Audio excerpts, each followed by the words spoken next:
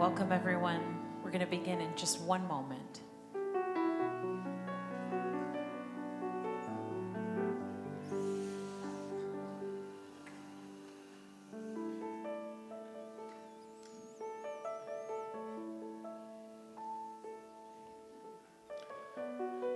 Bruchim habaim, welcome.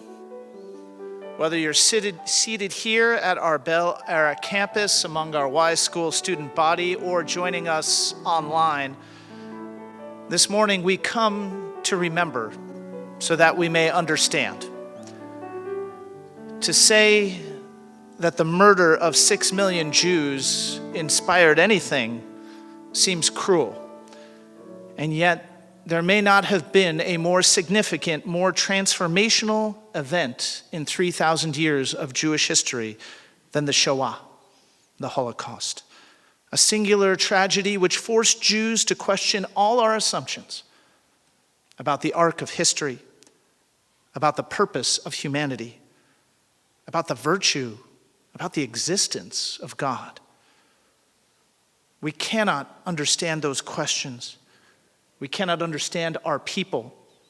We cannot understand ourselves unless we seek to understand the stories and the thoughts of those who lived through this tragedy.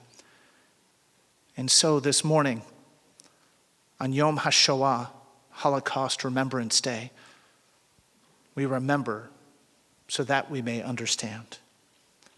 We ask for those of you present to now silence or turn off any electronic devices you may have. We also ask that you do not take any photos during the ceremony or during the testimony. We begin with Eli, Eli, written by Chana Senesh, an Israeli poet and warrior who lost her life attempting to liberate Jews during the Shoah.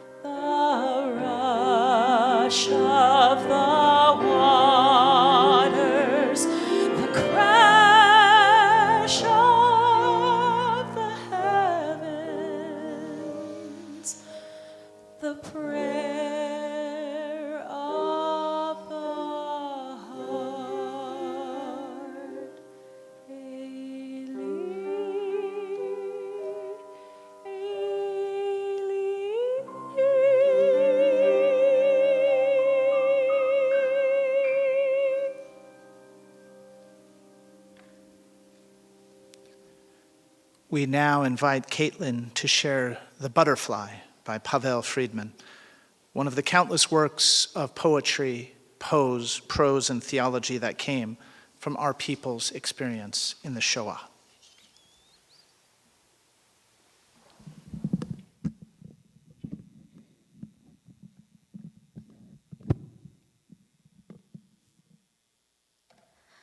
The last, the very last, so richly, brightly, dazzling yellow.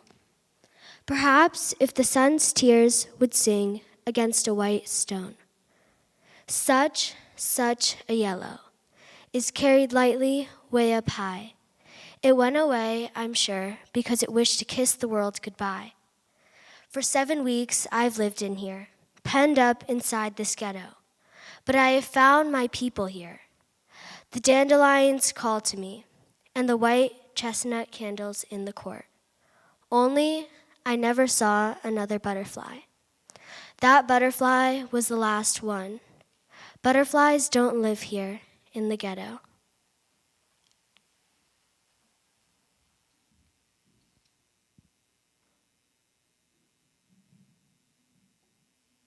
In a moment, we'll invite all of you to stand as we proceed with prayers of Yizkor, prayers that call forth the memory of those who lost their lives during the Shoah.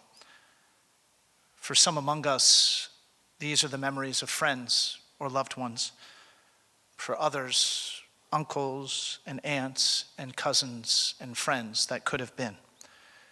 We begin with our memorial prayer, El Malei Rachamim, which asks for God's blessing upon their souls, followed by We Remember, a song written to help keep their memory alive, and finally, words of Kaddish Yatom, which lovingly link their memory to eternity. Please rise. Please read with me.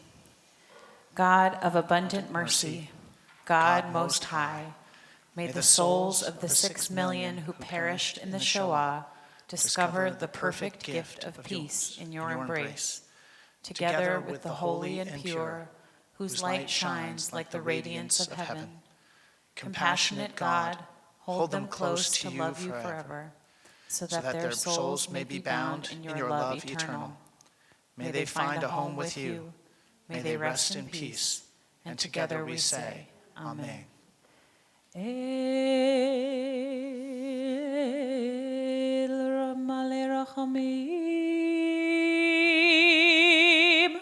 Shochen Pomeromim, Hamtzei Menucha Nechona, Tachat Kanfei Hashchina, Im Kedoshim Uteorim Kezohar Arakia Mazhirim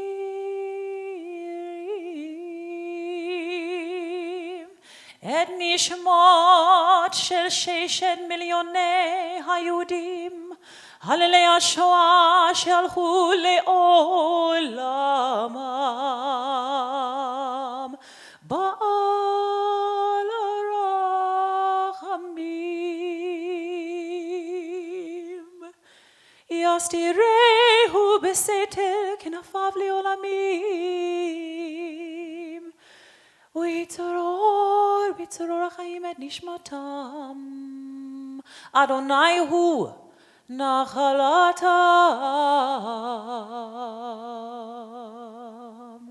וינוחו בשלום על משכבם ונאמר אמן. You may be seated.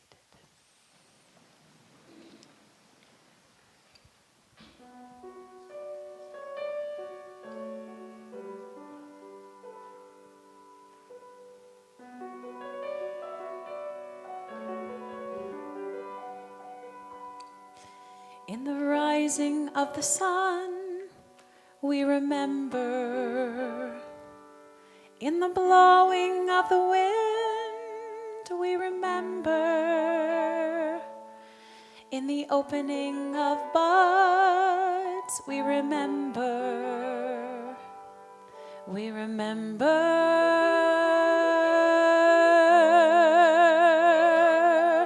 In the blueness of the sky, we remember.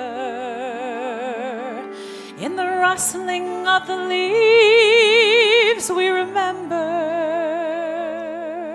As the year starts and it ends, we remember. We remember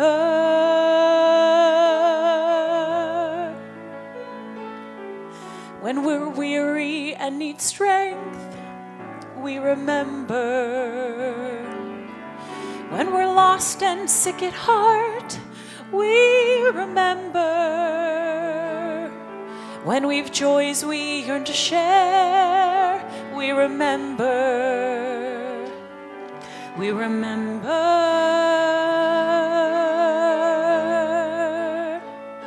So long as we live, they too shall live. They are now a part of us. They are now a part of us. They are now a part of us. As we remember,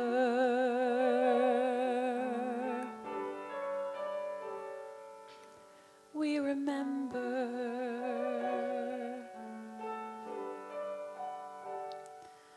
We remember.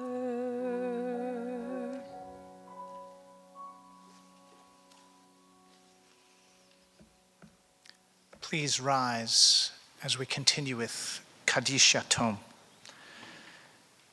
Yitkadal v'yitkadash shemei Rabba, v'yalma divra chirote v'yamlich malchute, b'chayechon uv'yomechon uv'chaye decho Beit Yisrael, ba'agala uv'izman kariv v'yimru Amen.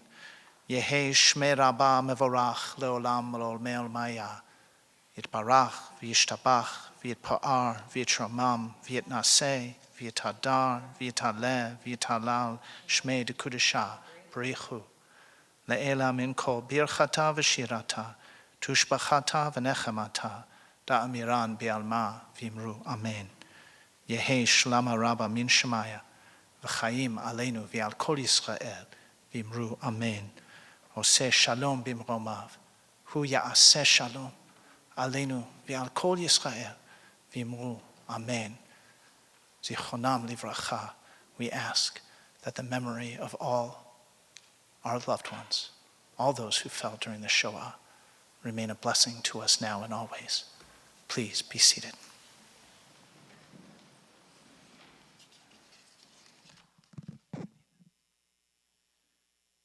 We'll proceed by inviting our grade 6 students, as well as our guest speaker, to each light a candle in memory of the 6 million Jews who perished in the Shoah, followed by a 7th candle which affirms our resolve to ensure that neither we nor any other people should suffer the same fate.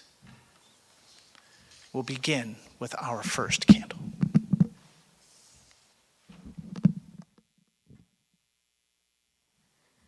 I was the head of an orphanage in Warsaw and an emulated and respected children's author. One day, the Nazis came and took us to Treblinka. When offered my freedom, I told them I could not leave my children. In memory of Janusz Korczak and 1 million Jews.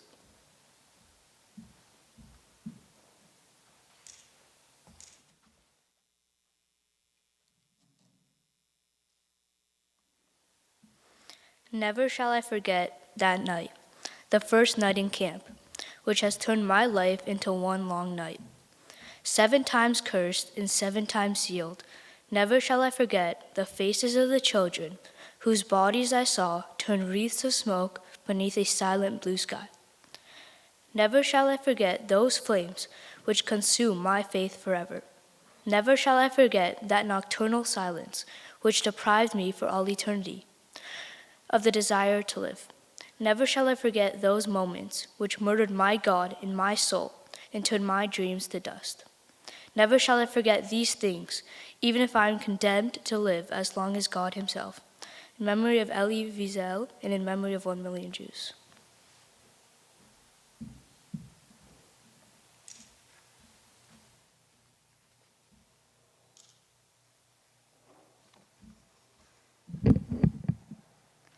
Dear Kitty, I see the world gradually being turned into wilderness.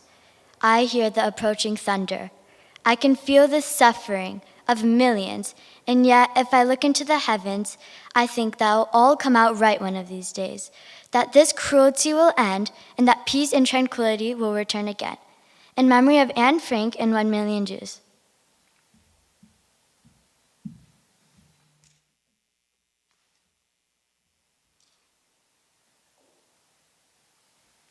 The following lines are from the last song I wrote after I was parachuted into a partisan camp in Yugoslavia.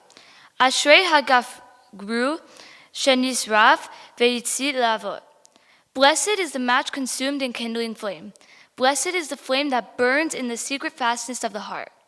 Blessed is the heart with strength to stop its beating for honor's sake. Blessed is the match consumed in kindling flame. In memory of Hannah Senish and 1 million Jews.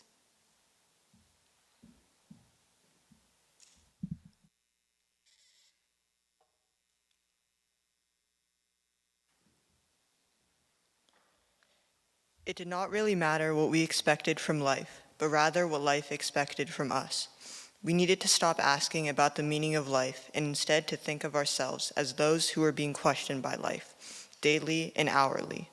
Our answer must consist not in talk and meditation, but in right action and in right conduct. Life ultimately means taking the responsibility to find the right answers to its problems and to fulfill the tasks which it constantly sets for each individual. In honor of Viktor Frankl and 1 million Jews.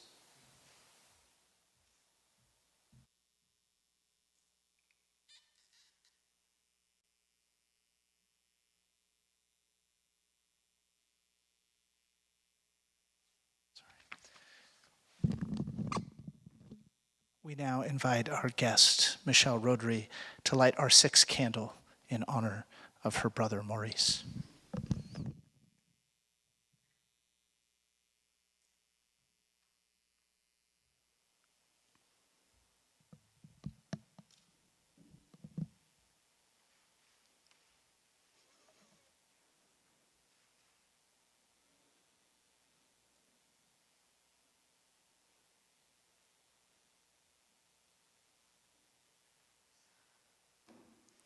We light this 7th candle as a reminder of our hope, that one day we may live in a world free from prejudice and hatred, free from racism, sexism, anti-Semitism, and every other form of hatred that prevents us from sitting together in the bonds of friendship. May this be a blessing we bestow upon this world, a blessing of shalom. In honor of Michele Rodri and all the other brave Holocaust survivors, and in memory of 1 million Jews.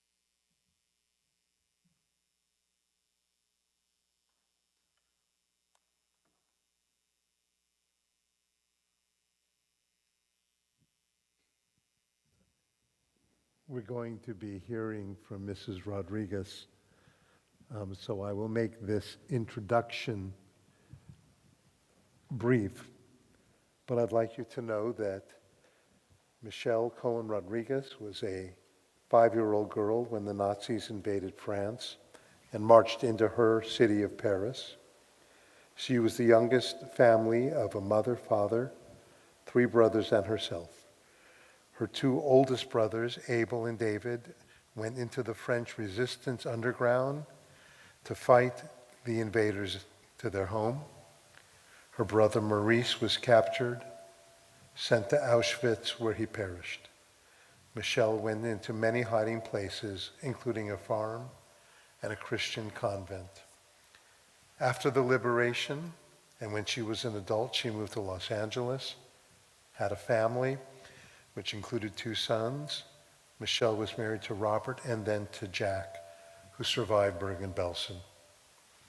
She has always made her Jewish roots and the conveying of the experiences she had in the Shoah an essential part of her life. She has a son, Kirk, and a daughter-in-law, Samantha, who are here. And I know also she has a grandson, Jacob, who was 24. And we all met when we traveled, well, we met before that, but we traveled to Israel together about 12 or 13 years ago. And I remember those days, Michele, just beautifully. Her personal motto is, when you have your back to the wall, there is no place to go but forward. So please join me in welcoming Mrs. Michele Rodriguez.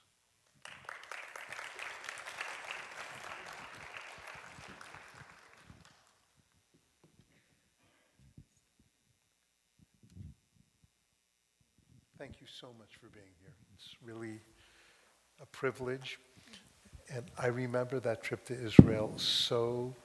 You were the youngest person on that trip, it seemed like. You had the energy of I'm still the youngest. You certainly are. You certainly are. I want to start off with your life before the war in Paris. What was it like growing up?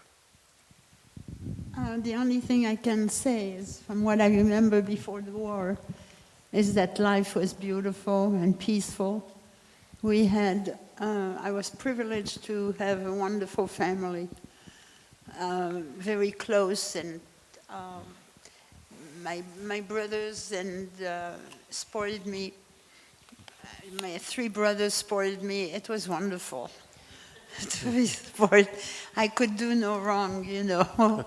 I was really a problem at one point. My middle brother couldn't get rid of me, so one day he said to me, we were in the living room, and he said, hurry up, go into the kitchen and see if I'm there.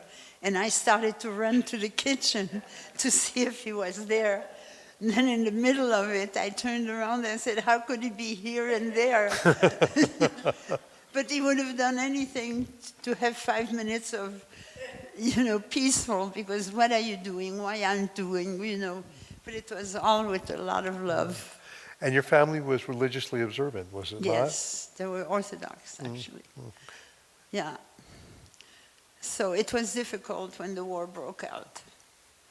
Very, very difficult. It was like something really from above, not from the heavens, but above, just hit us. It was, my mother was very scared. My father was a very strong person, but my mother was a little bit weaker. And she was very scared for the family. She had a sister who was away in the middle of the country in France, and she didn't know how to reach her. It was really, everybody was very scared and panicky. You were 7 years old, and you were playing outside with some friends. I know a little bit of your history, having read it and coming to know you, but maybe just describe that moment, because that was the moment that really changed your life. Well, I was playing with 3 of my friends who were not Jewish, but they were my friends from school. And I was playing hopscotch, and all of a sudden a truck stopped on the corner of the street, and 2 SS men came out and looked at our clothing, because we were supposed to wear the Jewish star on all our clothing. And one of the SS men looked at my lapel. I was wearing a sweater, and turned it around. And I always turned it around not to show that star. I was never ashamed of the star ever, but the star was not the blue star. It was the red star. inflict us more shame and whatever when we were not supposed to talk about it. And then when he saw that I had the star, he picked me up and he took me to the truck, and he literally threw me in the truck like I was a sack of potatoes. And my life changed at that moment, because about 15 minutes or half hour prior to that, I was having breakfast with my adoring parents at the kitchen table, and I saw my father pulling my mother away from, as the truck left. I saw my mother, who wanted from the window to scream, but my father pulled her away, because it was a smart thing to do, because everybody would have been killed. So the truck, should I continue? The truck drove to a transition camp, a triage camp, which was about an hour or so out of the city. And in that camp, the triage camp was a selection camp. From that camp, the SS people would make a division where you go to Bergen-Belsen, you go to Buchenwald, or you go to any of the camps. And once you were in those camps, your life was gone. And this was going on every day. And in the triage camp, I was there for over a month or 5 weeks or something like this. I can't remember exactly. And every morning they came in and they looked for certain, at random they would pick up people. And you become very smart very quickly, because I noticed that they took always the people from the front. So I was hiding in the back. And, well, should I continue with that? Sure. After being in the triage camp for, I think it was about 4 months, 6 months maybe, I lost time. And my oldest brother, my parents, first of all, I have to say my mother was kind of a linguist. She loved languages. And she insisted that we speak a couple of languages, and we spoke Hochdeutsch, which was the literary German. And that really saved me, because I could hear what they say and I could understand. And my middle brother decided, with my other brother, the two middle brothers went in the French underground, in the Maquis, which was led by General de Gaulle, who later on became the president of France. And so my brother spoke perfect German. And then one day, at the triage camp, I saw my oldest brother walk in a German uniform and going straight.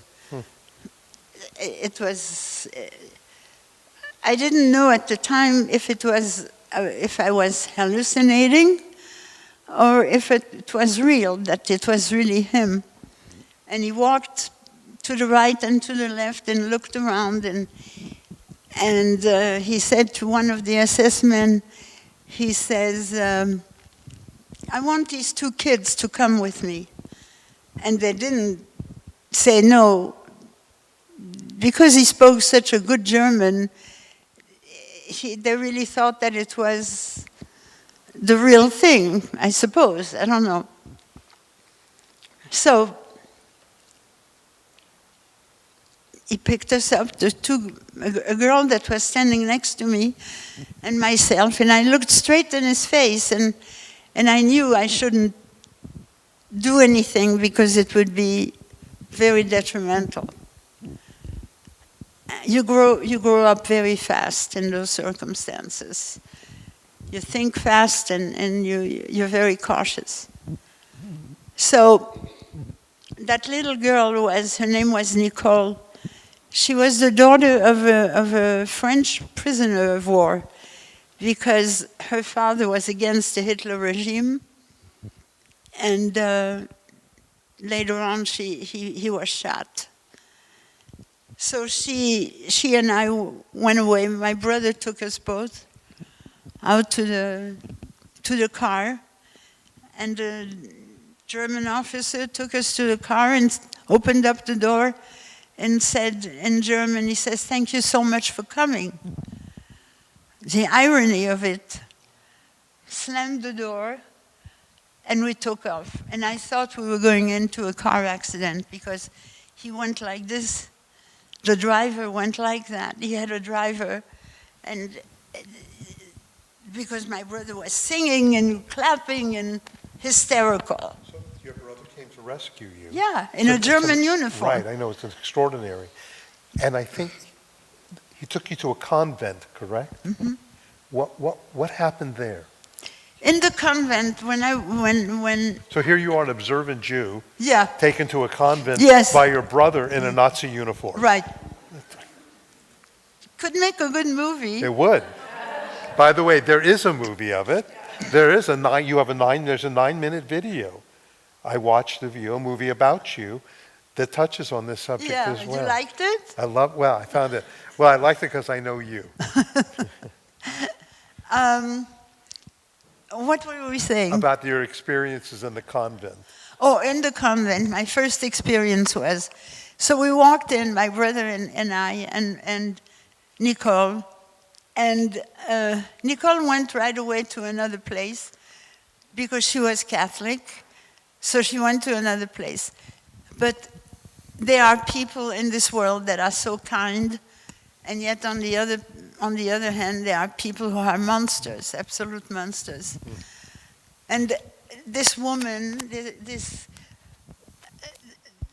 the head of the convent was this tall and this white. She was as white as she was tall, and she always had chocolate in her hands. She was eating chocolate all the time. She was such a good person. She was amazing. She said to me, "But listen, how some people are so tuned in to your particular needs."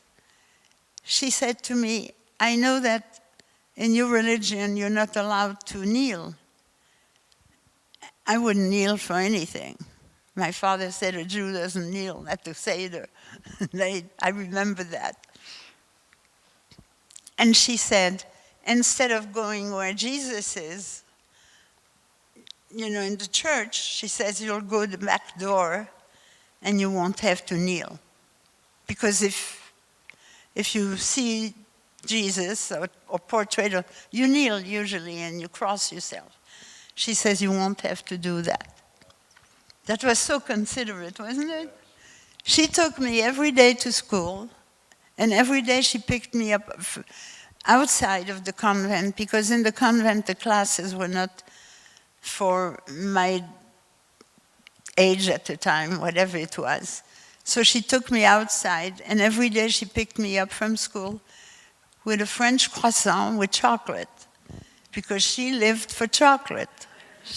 Her life was chocolate. Pain au chocolat. Yeah, le chocolat. Pain au I chocolat. think this isn't on. Can you hear me okay? Good. Pain au chocolat, right? Pain au chocolat.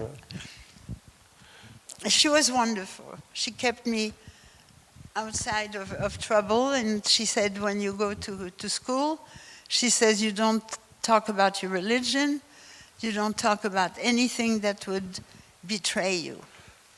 She says, and one day Jesus will save you, she said. Okay, I'll go for this. Did you stay in that convent throughout the war? I stayed in the convent for a year and a half. Then it became very dangerous to stay in the convent, because the Germans would come and go into the convents, into the churches, and to just take any child that they could. Your parents survived the war, did they not? Yeah, my parents survived because of the chief of police was a friend of my father. Describe the moment when you and your parents reunited at the end of the war. When my parents came to pick me up with my oldest brother, I urinated all over myself. I was overwhelmed. And my mother couldn't stop crying, which wasn't helpful. And my father couldn't stop hugging me and squeezing me. I couldn't breathe. It was unbelievable. I mean, it was like reliving again, being born again.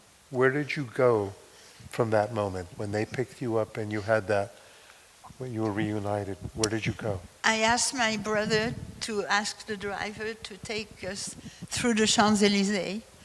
That's the main road in Paris. Yeah, because when the truck picked me up to go to the German truck picked me up, they drove down the Champs-Élysées and I saw something that really upset me at the time. They had, from the top of the buildings to the bottom of the buildings, they had big flags, red flags with the black, enormous swastika. And I felt so hurt. I felt like they came and raped my country. I think I would have probably felt the same way if it was the Israeli flag. And then I asked my brother if I could drive, if we could go to the Champs-Élysées, and we did. I could have asked him anything, he would have given it to me. And we drove back on the Champs-Élysées, and I saw that the American flags were draped next to the French flags. Wow. And I knew we were saved. It was really very emotional. There's so many things I want to ask you, and I know that there's a time limit. You have our 5th and 6th graders are here.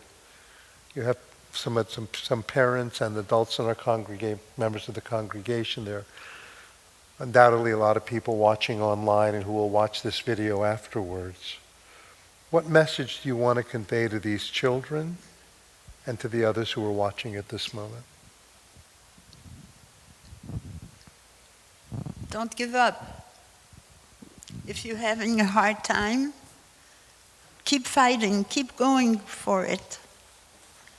Don't ever give up on a project that you want.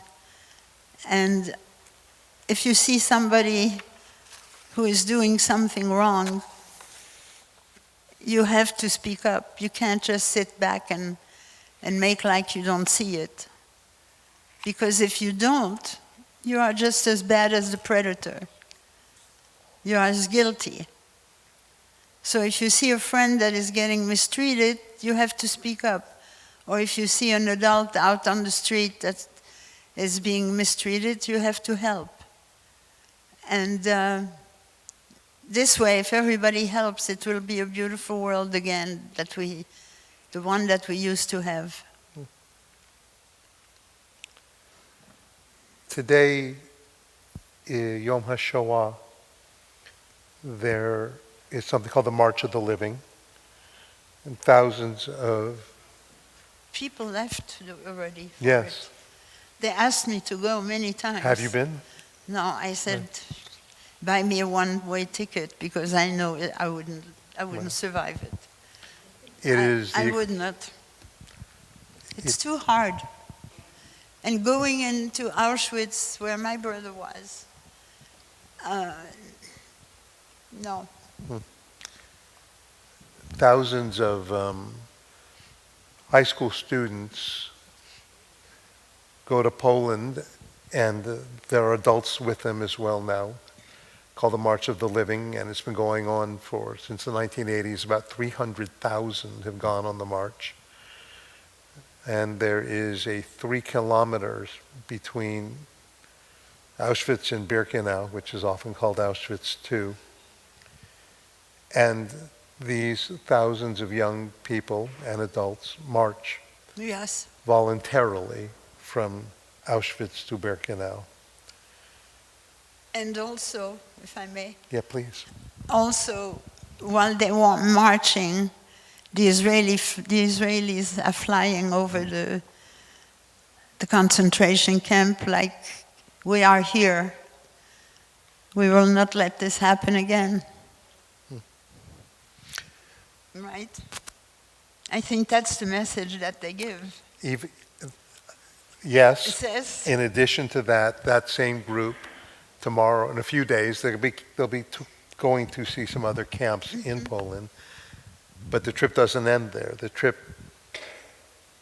continues when these young people and many of the adults get on an airplane and they fly to Israel. yeah, Something that none of their parents or grandparents could have ever imagined. right. And I'll tell you just anecdotally, we were sitting here, and I don't usually look at my cell phone during a service, but I got a buzz. And the buzz was from my wife, text. And it was 6 letters. Landed. She just landed in Tel Aviv. And I couldn't help but think, Yeah. with Rabbi Noble and Cantor Lutz leading this service at this moment, Yes. in memory of the 6 million, that a generation is in Israel right now. You and your husband, Jack, a blessed memory, who died in 2004, he was a He was a survivor. survivor, Bergen-Belsen. Yes. That means he was liberated on April 15th, 1945. And I wrote down something that you said. It was an interview of you in 2019, 2018, I can't read my writing. And these were your words. We were not going to be victims, we were going to be survivors, and we lived like survivors. We did. Mrs. Rodriguez, Michele, there's no way for us to convey to you what a privilege it is Well, to hear your words. You are part of our people who inspire us, who touch our souls, and I only pray that most of us can have a tenth of the courage and the meaning and your love of life and your love of Judaism and the love of your children that in some small way you helped impart to us today. That's great. Well, you're great. Please join me in thanking Thank you. Michele Rodriguez.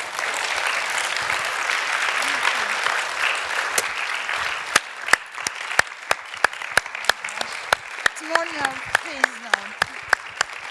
No, come on. Please don't. We're doing peace. I want to thank you for being here and honoring Weiss School and Stephen Weiss Temple for your time today. I want to thank our clergy, Rabbi Woznika and Cantor Emma, Rabbi Noble, for your leading such a beautiful service, and the 5th and 6th graders and all of the learning that we're doing. Thank you to our students and our parents. Our classmates are in Israel right now, some of our 6th graders. We're going to end our service with Hatikva. We're going to end with a song of hope that Michele taught us and that all of us have learned, and we'll join in Hatikva. Do you want to sit? You okay? Is it okay if I do? Olod balei.